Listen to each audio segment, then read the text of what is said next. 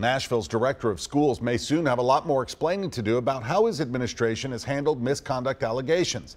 Last night, we first revealed how the State Board of Education wants to know why a coach's altercation with a student was never reported to them.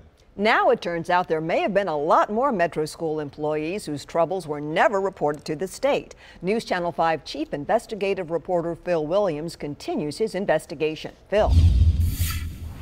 The State Board of Education requires school directors like Dr. Sean Joseph to report any time an educator is suspended, terminated, or allowed to resign as a result of allegations of misconduct. But we discovered Metro Schools repeatedly kept that information to themselves.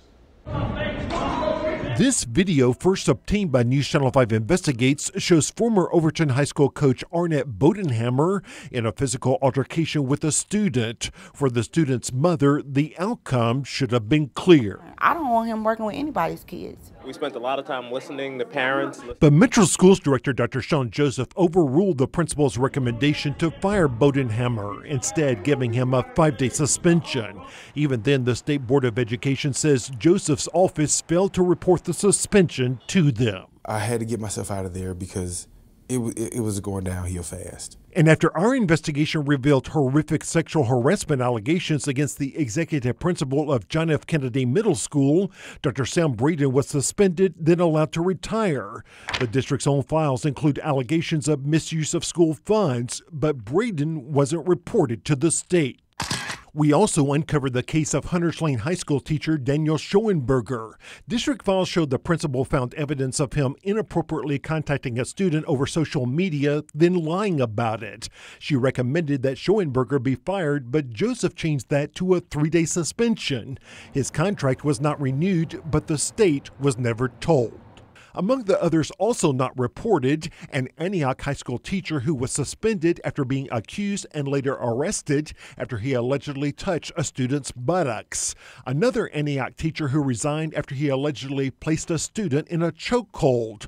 And a Maplewood High School teacher whose contract was not renewed as a result of an alleged inappropriate relationship with a male student. On Friday, the Tennessean also reported it had reviewed 21 misconduct cases, 20 of which had not been reported as required by law. Dr. Joseph, why will you not answer our questions, sir?